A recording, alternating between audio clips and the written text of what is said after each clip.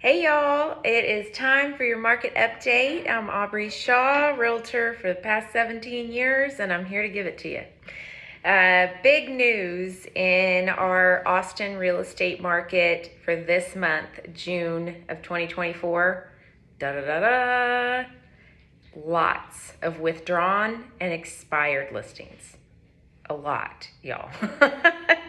Real estate goes through these, kind of predictable waves after you've been in it for long enough.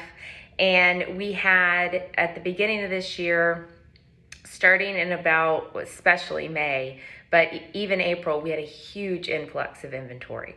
So all these people that were like, I'm not going to sell my house, I'm going to keep this 3% interest rate forever.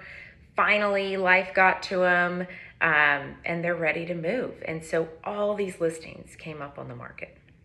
Some of that also, our investor clients' taxes took a big hike year before this. That made cash flowing a little bit more difficult. But whatever the reason, we got a lot of listings. And that's a lot of competition. We did not get a lot of the buyers coming out in May.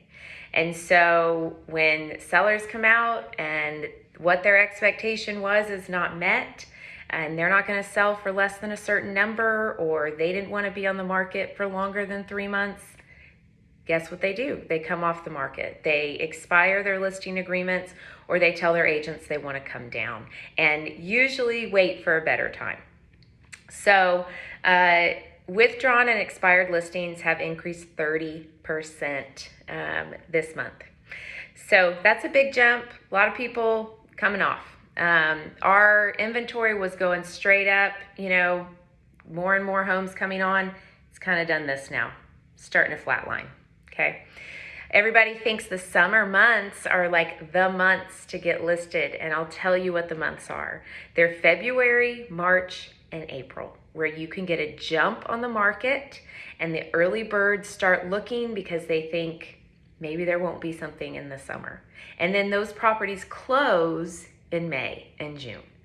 Once we are into July, those are late summer months, and people are starting to prep for school starting. They're not so much in the mindset of moving. So a lot of withdrawns and expireds. Good news, pricing is stable.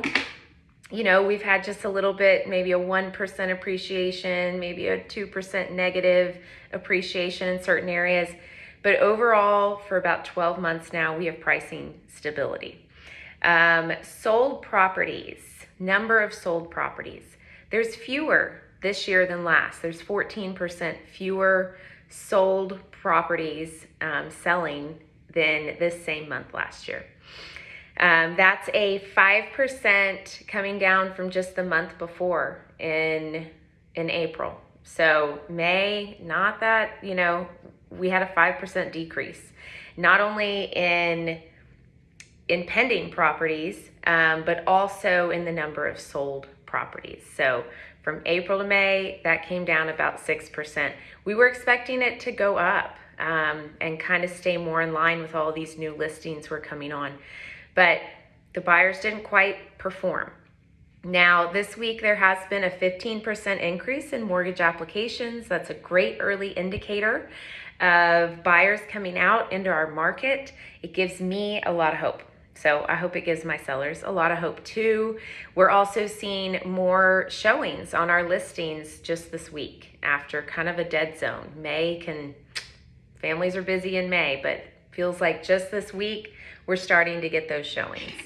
So maybe the buyers will catch up. Maybe we'll see an increase in pendings next month. I hope. This month we've seen a 6% reduction from the month before. Active listings, we still have a lot. We've got a 22% increase over last year. So 22% more active homes listed, and that means sellers have to be competitive. And let's see, days on market staying about the same. It's actually come down just a little bit. New homes, which have been performing very well because they can solve problems for first-time home buyers.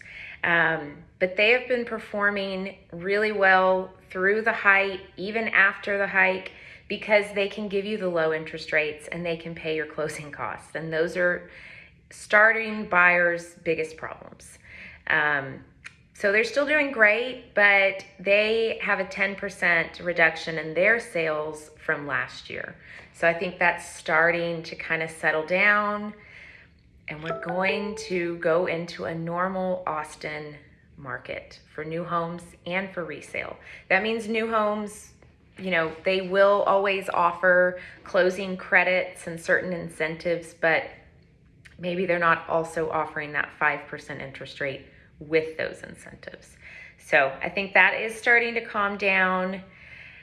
All of these expireds and withdrawns coming off the market, that is kind of a come to Jesus for some of these sellers, and hopefully getting them used to a more reasonable market. And that means you're competitive, and it takes time. It does take longer to sell. It's hard to have a home on the market, especially if you're living in it. But even if you're not, you're having to maintain it, you're having to worry about it when the pipes freeze. But it is taking longer right now to sell. How do you speed that up? You price it even lower and hopefully go quickly. I have had some listings go very quickly, less than 30 days on market, but they listened to me on price and we staged it. And we worked my normal selling process, and we were able to pull not only a quick offer, but even multiple offers in this market if you do it right. So talk to somebody who knows what they're doing and hear their plan, and find somebody you like working with, because you might be working with them for a few months. My buyers, you have a lot of choices. People are negotiable. This is a great time to buy a property. You have sellers competing for your offers.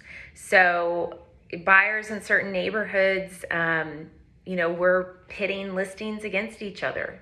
Let's see if they'll take this. Okay, they won't. Let's go see if this one will, because you have that option. Interest rates are around 6.8% today for our most qualified buyers. So we have had a little dip in those interest rates, which helps. So that's y'all's market update for June 2024 in Austin, Texas, y'all. As always, real estate is a hyper local thing. So if you ever want to know what's going on in your neighborhood or what the value of your property is, please reach out. I would be so happy to talk to you. And I hope y'all all have a great rest of your week.